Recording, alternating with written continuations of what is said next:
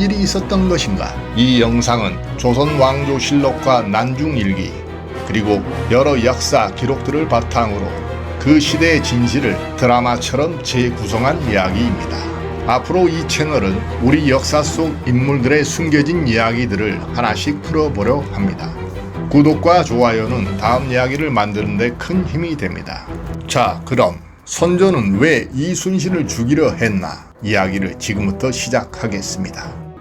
내가 왕이라는 것을 보여줘야 한다. 내 왕권이 절대라는 것을 증명해야 한다. 이 집착이 훗날 가장 큰 비극을 만듭니다. 선조의 정통성 컴플렉스 때문에 가장 유능한 장수가 죽게 됩니다. 22세가 되던 해 겨울, 이순신은 본격적으로 무술을 배우기 시작합니다. 왜 그랬을까요? 가문을 다시 세우려는 현실적 선택이었습니다.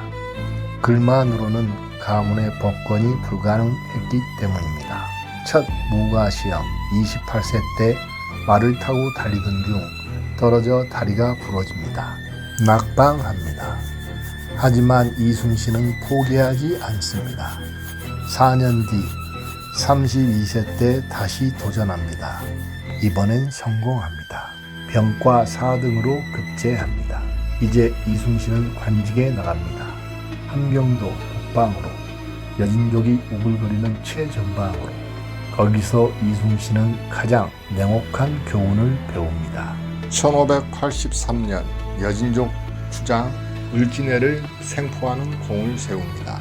하지만 상관 김우서의 모함으로 포상은커녕 누명을 쓰게 됩니다. 책임을 지고 첫 백의종군을 하게 됩니다. 여기서 이순신은 깨닫게 됩니다. 능력보다 중요한 게 있다는 것을, 아니 더 정확히는 능력만으로는 부족하다는 것을. 관료사의 부패를 직접 목격합니다. 상관의 청탁, 동료의 모함, 정치적 배경의 중요성. 그래서 이순신은 더욱 강직해집니다. 더욱 원칙적이 됩니다. 훈련은 봉사 시절 상관 서익의 부당한 인사 청탁을 단호히 거절합니다. 파면당합니다. 이조 판서 율곡 이와의 만남. 같은 문중 어른인 율곡이 사사로이 만나기를 청합니다. 이순신은 거절합니다. 인사권자를 사사로이 만나는 것은 옳지 않습니다. 철저한 공사 구분. 이렇게 이순신은 가문의 시련과 관직에서의 박해를 겪으면서 더욱 단련됩니다. 그리고 더욱 강해집니다. 그 고독한 성찰의 과정이 훗날 임진왜란이라는 국가 위기를 돌파하는 리더십의 근간이 됩니다. 선조가 왕이 되기까지의 과정을 봐보겠습니다. 명종은 순의 세자가 죽자 여러 왕손 중 청명하고 겸손한 하성군을 눈여겨봅니다. 한 가지 유명한 에피소드가 있습니다. 명종이 왕의 모자인 인석관을 써보라고 합니다. 하성군, 훗날 선조는 어떤 반응을 했을까요? 어찌 감히 왕의 관을 쓰겠습니까? 며 사양합니다. 이 겸손함이 명종을 감동시킵니다. 명종은 이 소년을 왕으로 삼기로 결심합니다. 그리고 1567년 명종이 급하게 위독해집니다. 말도 제대로 하지 못합니다. 그때 대신들이 움직입니다. 명종의 의중을 받들어 하성군을 왕으로 삼습니다. 14살의 소년이 왕이 됩니다. 그런데 왕이 되자마자 선조는 깨닫게 됩니다. 그의 정통성이 얼마나 취약한지를. 신하들의 눈빛, 저 사람이 진짜 왕인가? 그 의심이 얼마나 불편했을까요? 그래서 선조는 평생 한 가지에만 집착하게 됩니다. 왕의 권위, 절대 왕권. 내가 이 나라의 주인이라는 것을 보여줘야 한다. 선조는 주기 초부터 행동합니다. 인순 왕후의 수렴 청정을 1년 만에 끝내고 친정을 시작합니다. 살인 세력을 대거 등용합니다. 유학자들과 토론합니다. 겉으로는 훌륭한 군주처럼 보입니다. 하지만 그 뒤에는 고도의 정치적 계산이 있습니다. 선조는 신하들 사이에 공당을 수용합니다. 동인과 서인이 싸우게 놔둡니다. 한쪽이 커지면 다른 쪽을 들어줍니다. 이것은 신권의 비대를 막으려는 왕권 강화 전략입니다. 신하들이 이쪽 저쪽으로 나누어 싸우면 왕의 최종 결정권을 질 수 있기 때문입니다. 그래서 선조는 주자 대전을 간행하고 소학 언해를 출판하여 자신의 학문적 권위를 세웁니다. 종교의 변물을 해결하여 왕실의 정통성을 대외적으로 공인받습니다. 겉으로는 모두 합당한 정책입니다. 하지만 본질은 내가 왕이라는 것을 보여주기 위한 필사적인 노력입니다. 30년간 선조는 이렇게 왕권을 강화합니다. 신하들이 이쪽 저쪽으로 나뉘어 싸울 때 자신이 재판관이 되는 것입니다. 한쪽 세력이 너무 커지면 다른 쪽을 들어줍니다. 이것이 선조의 정치 방식이었던 것입니다. 선조의 정통성 컴플렉스가 더해지면서 한 가지 극도로 민감해집니다. 신하들이 자신의 왕권을 도전하는 것 같은 모든 일에 선조는 항상 의심합니다. 항상 감시합니다. 그리고 항상 견제합니다. 1589년 기축 옥사가 일어납니다. 서인 정철이 동인을 대거 숙청합니다. 1000여 명 이상의 조선의 선비들이 죽게 됩니다. 이것은 단순한 파벌 싸움이 아닙니다. 선조가 의도적으로 부채질한 권력의 숙청입니다. 선조는 이렇게 왕권을 강화해 갑니다. 하지만 그의 정통성 컴플렉스는 계속됩니다. 그것은 절대 사라지지 않습니다. 평생을 함께 합니다. 임진왜란이 터지기 직전 1592년 3월 조선은 갑자기 전쟁 준비에 들어갑니다. 도요토미 히데요시가 일본을 통일했고 조선을 침략하려 한다는 정보가 들어옵니다. 불안한 선조는 움직입니다. 북방에서 실전 경험을 한 무관들을 남쪽 수군에 배치합니다. 이때 이순신이 전라자수사로 내려갑니다. 원균도 따라서 내려갑니다. 경상우수사로. 원균은 누구인가요? 선조보다 5살이 많습니다. 대대로 무관을 배출한 명문 무관 가문 출신입니다. 따라서 선배 의식이 매우 강합니다. 자부심이 강합니다. 그런데 현실은 어떻게 되었을까요? 같은 시기에 임명된 이순신과 원균을 비교해 봅시다. 이순신은 부임 직후부터 전쟁에 대비합니다. 병사들을 훈련시킵니다. 무기를 점검합니다. 거북선을 건조합니다. 반대로 원균은 어떻게 했을까요? 특별한 전쟁 대비 기록이 없습니다. 그냥 임기를 보내고 있습니다. 그리고 1592년 5월 일본군이 도착합니다. 부산에 상륙합니다. 이순신은 즉시 행동합니다. 이순신의 함대가 움직입니다. 옥포에서 일본군과 맞섭니다. 이깁니다. 함산도에서도 이깁니다. 원균은 자신의 함대를 잃습니다. 정확한 기록은 다르지만 경상우수영 전체가 무너집니다. 원균은 이순신에게 구원을 요청합니다. 나를 도와달라. 함께 싸우자. 이순신은 도와줍니다. 그리고 함께 싸웁니다. 연합전에서 승리를 하게 됩니다. 하지만 여기서 문제가 생깁니다. 전공을 보고할 때 원균이 주장합니다. 자신이 주도한 전투다. 자신의 공이 더 크다. 이순신은 분노합니다. 통분하여 가슴이 찢어질 것만 같았다. 난중일기 1593년 2월 22일 기록입니다. 괘씸함은 이루 말할 수 없다. 참으로 통분했다. 이 모두가 경상도 수사 원균 때문이다. 이순신과 원균 사이에 깊이 금이 가기 시작합니다. 원균의 속마음은 이러했을 겁니다. 내가 먼저 수군에 있었는데 이순신이 와서 다 가져갔다. 내 무관, 명문가의 자부심은 어디에 있는가? 게다가 구체적인 일들이 계속됩니다. 불화살 1530대를 받았는데 원균은 이것을 혼자서만 쓰려고 합니다. 이순신이 다른 장수들과 나누라고 지적합니다. 원균은 성격이 거세고 저돌적인 무장입니다. 자기 주장이 아주 강합니다. 난중일기 기록을 보면 원균이 12살 된 아들을 궁공명단에 올렸습니다. 이순신이 이것을 지적합니다. 조사 결과 원균은 서자 아들을 숨기고 18살 된 적자 원사용을 내세워 자신의 모함을 부정합니다. 두 사람의 갈등은 깊어져 갑니다. 이순신은 원균을 더 이상 신뢰하지 않습니다. 원균은 이순신에게 대항하려 합니다. 이 두 사람의 갈등이 누구의 목적에 이용되고 있었을까요? 바로 선조입니다. 이순신의 명성이 계속 높아집니다. 옥포, 사천, 한산도, 이순신은 계속 승리합니다. 백성들은 이순신을 신뢰하고 무척 따르게 됩니다. 선조는 이것을 보게 됩니다. 저 장수가 너무 크고 있구나. 백성들이 저 장수만을 따르고 있구나. 왕인 나는 어디에 있는가? 역사의 기억을 떠올립니다. 이성계, 전쟁 영웅, 백성의 추방, 그리고 역성혁명. 선조는 무서워집니다. 이순신이 저 이성계처럼 나를 폐위시킬 수 있는 거 아닌가? 지금 멈추지 않으면 나의 왕권은 사라질 것이다. 그래서 이 미련한 선조는 결정합니다. 이순신을 견제해야 한다. 누군가 다른 장수를 내세워서 이순신의 명성을 깎아내려야 한다. 그때 마침 원균을 떠올립니다. 원균은 이순신에게 불만이 있었고 시기가 있었습니다. 완벽한 도구다. 선조는 생각합니다.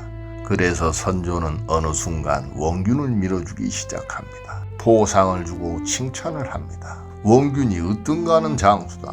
원균은 그 신임에 취하게 됩니다.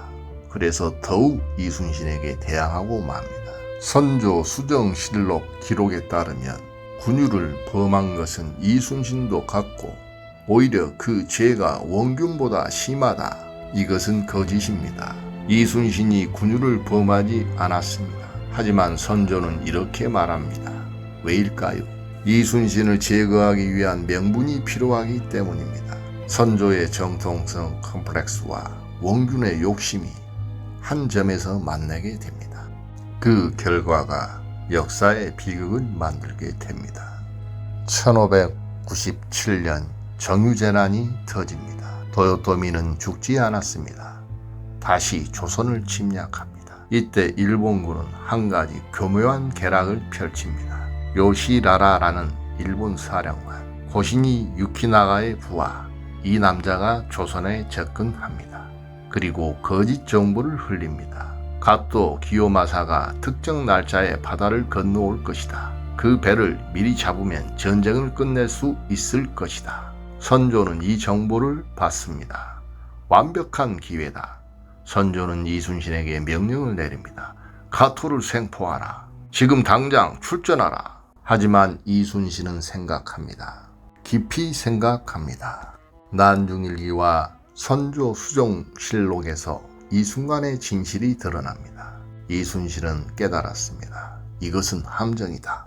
이원익의 1597년 2월 1일 장계, 부득이 가덕도의 동쪽 바다에 나아가 정박하여 이순신은 지금 거사하려고 하면 형평상 몰래 다니거나 가만히 숨어 있을 수 없다. 형세가 외로운 적을 피할 이치가 없다라고 하였습니다. 이순신은 알고 있었습니다. 이것이 왜군의 함정이라는 것을, 출전하면 함정에 빠질 것을. 하지만 왕의 명령을 거역할 수도 없습니다. 그래서 이순신은 절충합니다. 출전을 합니다. 하지만 신중하게 조심스럽게 함정에 빠지지 않게. 이것이 올바른 판단입니다. 군사적으로도 올바른 판단입니다. 지휘관의 책임감이 있는 판단입니다. 하지만 원균이 이것을 봅니다. 이순신이 제대로 싸우지 않네? 이순신이 출전을 꺼리고 있네? 원균은 즉시 선조에게 상소를 올립니다. 이순신이 소극적입니다. 이순신이 왜군을 앞에 두고 나아가지 않습니다. 이순신은 임금을 무시하고 출전을 지연시킵니다. 이것은 거짓입니다. 이순신은 출전하였습니다. 하지만 선조는 이 상소를 받고 불같이 화를 냅니다. 왕명을 거역했다고? 임금이 나를 무시했다고? 이는 선조의 정통성 컴플렉스를 자극하게 됩니다. 내 왕권에 도전하는 건가? 선조는 이 순간을 기다렸습니다. 이순신을 제거할 명분이 필요했기 때문입니다. 선조 수정실록 기록을 보면 황신을 보내 순신에게 비밀이 유시하였다. 그러나 순신은 바닷길이 험난하고 외적이 필시 복병을 설치하고 기다릴 것이다 하고는 마침내 거행하지 않았다. 이것이 정치입니다.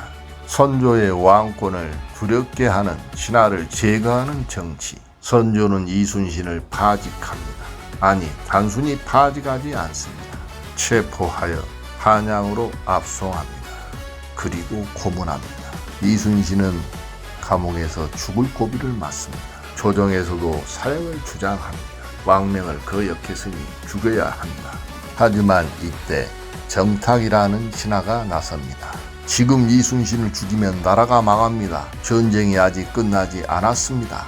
이런 장수는 죽일 수 없습니다. 이순신은 죽지 않습니다. 하지만 모든 관직을 빼앗깁니다. 선조 수종실록을 보면 모든 관직을 빼앗고 일개 병졸로 싸우라. 백이 종군, 벼슬을 벗고 평신병으로 전쟁에 나가라는 뜻입니다. 이것은 장수에게 최고의 모욕입니다. 그 사이 이순신의 어머니가 돌아가십니다. 부음을 받은 이순신은 슬픔에 잠깁니다. 난중일기 1597년 4월 13일 달려나가 가슴을 치고 뛰며 슬퍼하니 하늘의 해조차 캄캄해 보였다. 가슴이 찢어지는 비통함을 어찌 말로 다할 수 있으랴. 오직 어서 죽기만을 기다릴 뿐이다. 이 얼마나 처절한 상황인가요? 나라를 지킨 장수가 왕에게 버림받고 모친의 부음까지 받습니다. 그런데 이것이 끝이 아닙니다. 더 큰 비극이 기다리고 있습니다. 이순신이 파직되고 비워진 자리, 삼도 수군 통제사. 선조는 누구를 앉혔을까요? 원균입니다. 원균은 이순신이 수년 동안 일궈놓은 무적함대를 받게 됩니다. 판옥선 150척, 훈련된 정예 병사 7,000명, 모두 이순신이 만든 것입니다. 원균은 한산도 통제영에 도착합니다. 이순신이 지은 운주당에 있습니다. 이순신이 매일 밤 장수들과 전술을 짰던 곳입니다. 원균은 그 자리에 앉습니다. 드디어 내가 여기에 앉았구나. 하지만 얼마 지나지 않아 원균은 깨닫게 됩니다. 뭔가 이상한데? 조정에서 명령이 옵니다. 부산포를 쳐라, 안골포를 쳐라, 나덕도를 쳐라. 원균은 싸웁니다. 하지만 계속 쳤습니다. 원균은 거짓 보고를 올렸습니다. 거짓 장계에서 왜군들이 우리 배를 탈취하려고 했으니 우리가 포를 쏘아야 했습니다. 이 과정에서 우리 병사 140명이 죽었습니다. 우리 배 한 척이 불탔습니다. 이순신은 수십 번의 전투에서 단 한 척의 판 옥선도 잃지 않았습니다. 하지만 원균은 통제사가 된 지 몇 달 만에 우리 배를 잃고 우리 병사들이 죽었습니다. 그리고 여기서 중요한 일이 일어납니다. 도원수 권율이 원균을 직접 불렀습니다. 너 지금 뭐 하는 거야? 그리고 권장을 쳤습니다. 삼도 수군 통제사에게 도원수가 직접 권장을 친 것입니다. 조선 역사상 거의 없는 일입니다. 원균은 수치심과 분노로 치를 떨었습니다. 그날 밤 원균은 술을 마십니다. 잔뜩 마십니다. 여기서 원균의 심리 상태를 보겠습니다. 그는 이미 전략적으로 부산포 공격이 불가능함을 알고 있었습니다. 왜? 이순신이 했던 똑같은 이유 때문입니다. 적이 너무 강하고 지형이 불리하기 때문입니다. 원균은 깨달았습니다. 이순신이 왜 나아가지 않았는지, 왜 신중했는지 그 이유를 이제야 몸으로 이해했습니다. 하지만 그 말을 할 수 없었습니다. 왜? 자신이 이순신을 몰아낸 명분이 바로 그 말이었기 때문입니다. 이순신이 소극적이다. 나라면 부산포를 바로 치겠다. 이제 그 말이 자신에게 돌아왔습니다. 그래서 원균은 핑계를 댑니다. 육군이 먼저 안골포와 가덕도에 왜군을 무찔러줘야 수군이 나아갈 수 있습니다. 조정은 황당해합니다. 이순신을 몰아낼 때 한 말이 뭐였는가? 나라면 부산포를 바로 친다. 이순신은 소극적이다. 그 말 때문에 이순신을 파직시킨 거 아닌가? 허나 지금 뭐라고 말하는가? 도원수 권율의 분노가 폭발합니다. 권율은 행주대첩의 영웅입니다. 조선 육군 총사령관입니다. 그가 원균의 장계를 보고 분통을 터뜨립니다. 조정의 명을 어기고 출전하지 않는다? 그리고 거짓 장계를 올린다? 원균을 불렀습니다. 그리고 권장을 치게 된 것입니다. 이제 원균은 완전히 무너집니다. 1597년 10월 16일 원균은 출전합니다. 화가 잔뜩 난 채로 기함을 이끌고 부산 쪽으로 나아갑니다. 7천량 거제도와 통영 사이의 좁은 해역 배설이라는 장수가 경고합니다. 여기는 위험합니다. 장군. 적진과 너무 가깝습니다. 더 물러나야 합니다. 원균은 물러나지 않습니다. 권율에게 권장을 맞은 수치심이 떠올랐고 또 물러났다고 문책을 받을 수 없기 때문이었습니다. 이 한심한 원균은 또 그날 밤 술을 마십니다. 병사들은 지쳐 있습니다. 경계는 느슨합니다. 밤중에 일본 함대 130척이 나타납니다. 사방에서 들이치듯 공격을 해옵니다. 혼란입니다. 지휘가 없습니다. 명령이 없습니다. 전라우주사 이역기는 끝까지 싸웁니다.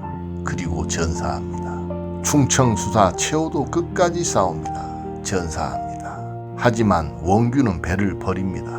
병사들을 버립니다. 육지로 도망칩니다. 조선 수군이 사라집니다.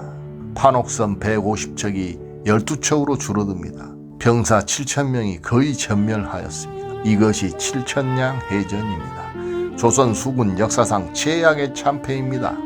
이 비극의 원인을 봅시다.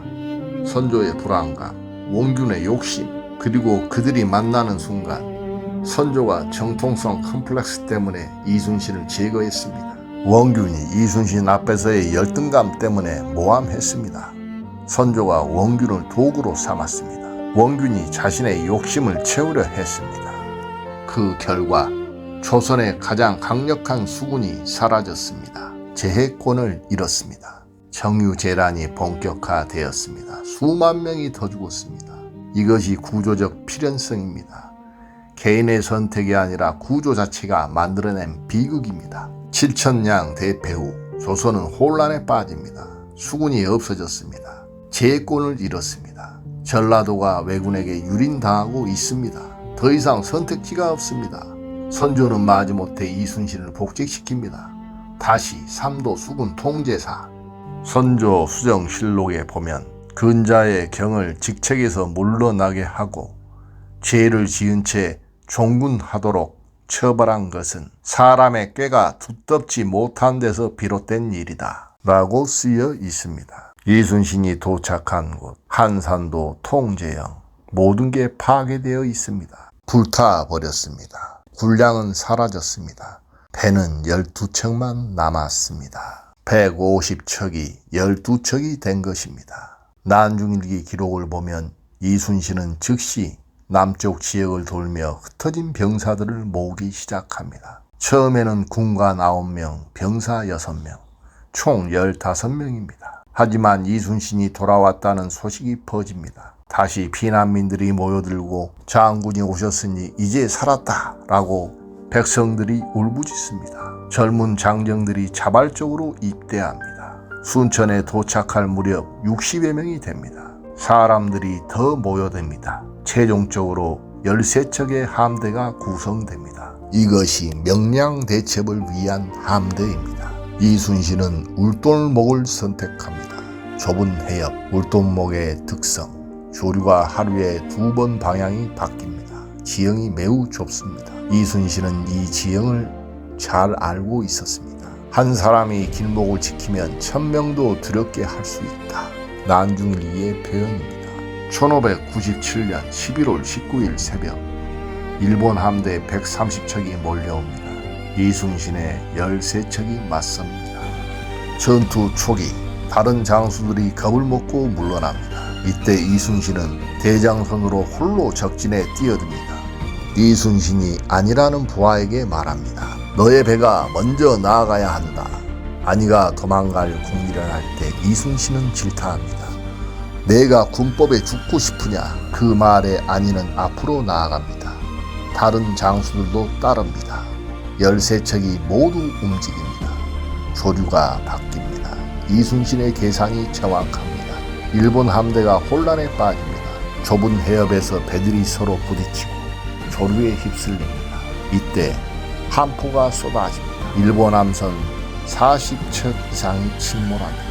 나머지는 달아납니다. 이순신의 13척 단 한 척도 잃지 않습니다. 명량대첩, 세계해전 역사에 유례없는 승리, 12척이 아닌 13척으로 130척을 격파한 기적, 난중일기에 이렇게 쓰여 있습니다. 천행이었다. 이순신은 이 승리를 하늘의 도움이라 표현합니다. 하지만 선조의 반응은 어땠을까요? 형식적이었습니다. 공을 깎아 내렸습니다. 포상에 인색했습니다. 선조 수정실록에 보면 오늘은 밤이 깊었으니 내일 승정원이 알아서 하라. 이순신의 전사 소식을 받으며 귀찮아하는 기색을 보였습니다. 이순신이 계속 이기자 선조는 다시 불편해집니다. 이 장수가 또 너무 커지고 있구나. 백성들이 또 이 장수를 따르고 있구나. 나의 왕권은 어디에 있는가. 그리고 1598년 11월 노량해전, 도망치는 일본 함대를 끝까지 쫓아갑니다. 이 전투에서 이순신은 유탄에 맞습니다. 쓰러집니다.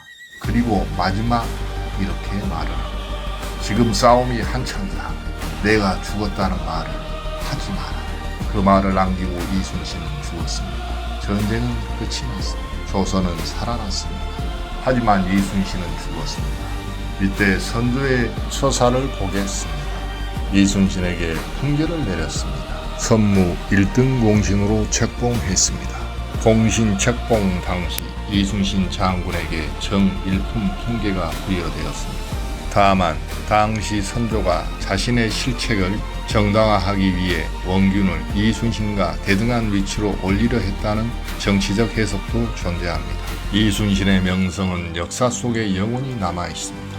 가장 위대한 장수, 영웅으로. 하지만 그 과정에서 받아야 할 인정을 못 받았습니다. 죽을 때까지. 선조는 어떻게 되었을까요? 임진왜란을 이겨낸 왕으로 평가받습니다. 맞습니다. 항복하지 않았습니다. 명나라에 군대를 요청했습니다. 의병을 동원했습니다. 그런데 한 가지가 빠졌습니다. 가장 유능한 장수를 파직시켰다는 사실, 가장 무능한 자를 그 자리에 앉혔다는 사실, 이것이 선조의 역사적 기록입니다. 그리고 이것은 400년이 지난 지금도 반복되고 있습니다. 우리가 살고 있는 현대사회 조직 어디서나 무능력한 리더의 선택으로 능력 있는 사람이 조직에서 외면당하고 있습니다.